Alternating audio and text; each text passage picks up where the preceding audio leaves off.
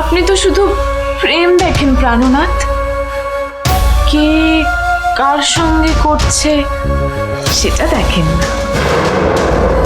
এসব কি বলছো তুমি পদ্মা দিদি? ওগো, তুমি আমায় ভুল বুঝো না পদ্মা দিদির কথায়। আমার কথাটা একটিবার শোনো। তুই যতই গলা ফাটা বা কাকুতি মিনতি কর, তোর স্বামী আজ তোকে রাগে অন্ধ হয়ে এই বাড়ি থেকে বের করে দেবেই। আমার অপেক্ষার দিন শেষ হবে কন্যালে, তারপর মায়ের স্বাদ আমি পূরণ করব। তোমার স্বামী তোমাকে আর নতুন করে কি বুঝবে ছোট বউ? সবকিছু তো চোখের সামনে দেখতে পাচ্ছে। আরে না, তুই এখনো চুপ করে থাকবি, কোনো কথা বলবি না? তোর কি পৌরুষত্ব বলে কিছু নেই? এখনো এই বাড়িতে দাঁড়িয়ে এই মেয়েটাকে তুই সহ্য করছিস? ছি! আপনি এমন করে আমার কৃষ্ণকে কিছু বলবেন না জেঠিমা। ভুল তো মানুষ মাত্রই হয়, তাই না প্রিয়?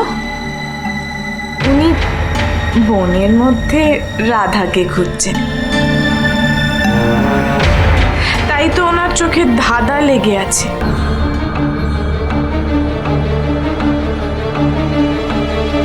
আমি যে আপনার রাধা সেটা তো আপনি চিনতেই পারেননি। একবার চোখ খুলে দেখুন, তাকান, সত্যিটাকে চিনুন স্বামী। পদ্মাবতী, আমার মনে হয় তোমারও ওষুধের প্রয়োজন। জেঠিমাকে সারিয়ে তুলেছি, এবার তোমার পালা। থামো তুমি! তুমি কে হে? আমাদের পারিবারিক ব্যাপারে কথা বলতে এসেছো? শোনো, ওই মেয়ের সঙ্গে ঢলাঢলি মাখামাখি না বাড়ির বাইরে গিয়ে করবে। আমাদের বাড়িতে সব চলবে না, বুঝেছো? জেঠিমা আপনি খবরদার আমাকে জেঠিমা বলে ডাকবে না। তোমার মতন খারাপ লোকের মুখ থেকে ওই জেঠিমা নামটা আমি শুনতে চাই না। কে দিয়েছে তোমাকে এই অধিকার? মা ডাকার জন্য আবার অধিকারের প্রয়োজন নাকি? সেটা তো ছেলের জন্মগত অধিকার। তোমার মতো কুলাঙ্গারের মা হতে আমি চাই না। কুপুত্র যদি বা হয়, কুমাতা কদাপি নয়। আমি কুপুত্র হতে পারি, তবে আপনি জেঠিমা, আপনি তো কুমাতা নন। রাখুন তো আপনার মন ভোলানো কথা ফণি বাবু। কপাল আর আপনি মিলে এই বাড়িতে যা করছেন তাতে তো শর্মা বাড়ির একেবারে মান সম্মান ধুলোয় মিশে গেল। জানেন জেঠিমা, আজ কপাল আর ফণি বাবু দুজন মিলে আমার বাবার সঙ্গে কি খারাপ ব্যবহারটাই না করলো। তোমার বাবা এসেছেন? রামগোবিন্দ? সে কখন এলো? ও, আপনাকে তো বলাই হয়নি। আজ সকালবেলায় বাবা আর মা দুজনেই এসেছেন, সঙ্গে প্রচুর প্রণাম। এই খবরটা কেউ আমাকে দিল না? তুমিও তো দিতে পারতে বড় বৌমা।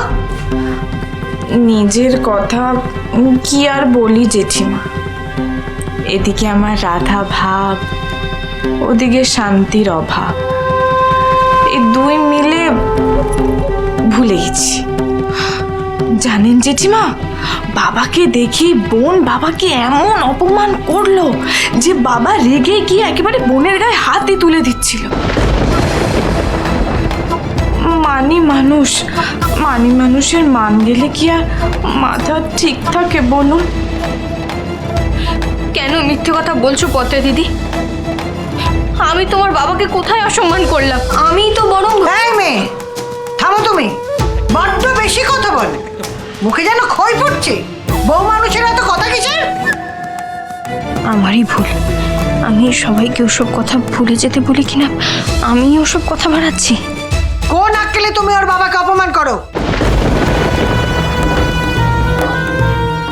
আপনি খামোখা আমাকে এসব কথা বলছেন জেঠিমা। আপনি তো দেখেননি কি হয়েছে, আর পদ্মা দিদি ছাড়া কারোর মুখে শুনেননি। আপনি যদি দেখতেন তাহলে... যা শোনার যা দেখার আমি দেখেছি কপাল। তোমার কাছ থেকে নতুন করে আমার কিছু আর শোনার নেই। বোনের রন্ধন শিল্পের কিন্তু তুলনা নেই, একেবারে যেন দ্রৌপদী। আহা, প্রেম গন্ধে পুরো বাড়িটা একেবারে মম করছে। ওগো, তুমি কি পদ্মা দিদির কথার বিচার এসব বলছো? কেন, তোমার কি মনে হয় আমাদের বিচার শক্তি সব লোপ পেয়েছে? আমি কি তা একবারও বলেছি?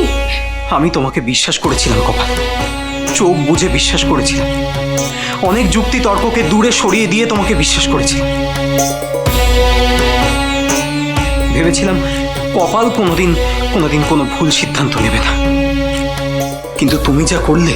নে এবার নিজে বোঝ, আমার কোনো কথাই তো তোর কানে ঢোকে না। এই চোখ দিয়ে জগৎ সংসারে কম কিছু তো দেখলাম না। প্রথম দিন দেখেই বুঝেছি এই মেয়ের চালচলন সুবিধার নয়। ওগো, তুমি একটিবার আমার কথাটা শোনো, একটু বোঝার চেষ্টা করো না। আমাকে আর কিছু বোঝাতে এসো না কপাল, আমার যা বোঝার আমি বুঝে গেছি। আমার চোখেই কেন এসব বারবার পড়ে কপাল, আমি নিজেও তা জানি না। আজও তো পদ্মা আমাকে কিছুই বলেনি, আমি নিজেই হেসেলে এসেছিলাম আর এসেই তো। শোনাবো, তুমি যতই অভিমান করো, কান্নাকাটি করো, এগুলো করে না নিজেকে সতী প্রমাণ করতে পারবে না, বুঝেছো?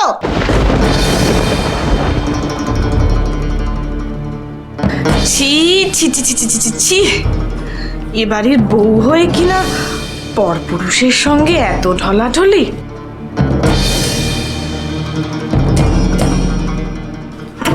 মাগো, নব, এখন কি করবি তুই? আজ শুভ দিন, বাড়ি থেকে এই পাপকে বিদায় করে দে, তুই বেঁচে যা।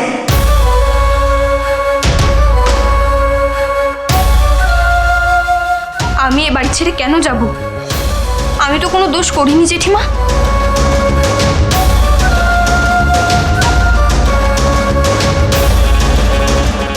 আমি যদি সত্যিই কোনোদিন কোনো দোষ করি, কারোর সাথে ঢলাঢলি করি, তাহলে আমি নিজেই এ বাড়ি ছেড়ে চলে যাব।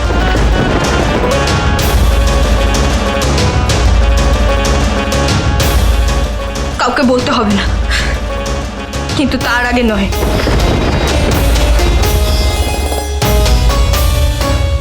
আশ্চর্য শর্মা মশাই, আপনি এত কি ভাবছেন? এই প্রেম ভালোবাসার দিনে বোন কিনা নিজের স্বামীকে ছেড়ে পরপুরুষের দিকে হাত বাড়িয়েছে। আপনি এখনো কি ভাবছেন? কিছু বলুন, জেঠিমার কথাটা একবার ভাবুন।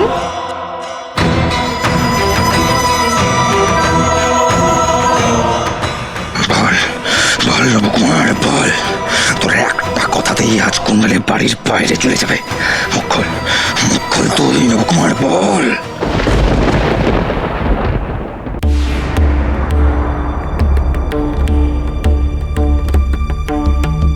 ফণীবাবু, আমার মনে হয় আপনার এ বাড়িতে প্রয়োজন ফুরিয়েছে, আপনি আসতে পারেন।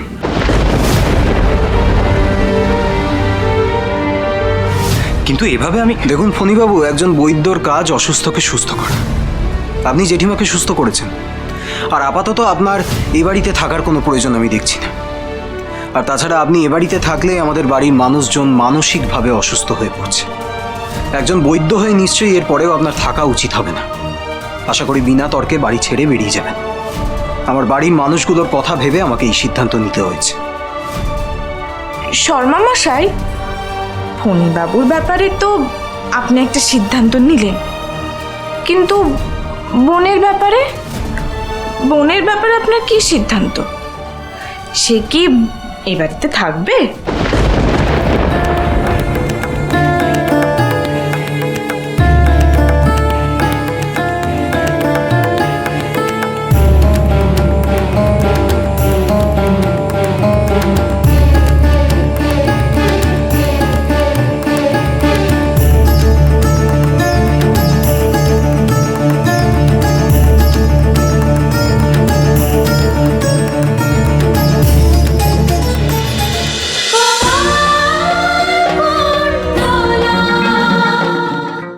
স্টার জলসার প্রিয় শো দেখার জন্য সাবস্ক্রাইব করুন আমাদের ইউটিউব চ্যানেলে এবং আপডেটেড থাকার জন্য প্রেস করুন bell icon. cholo, cholo, cholo, cholo, paltai.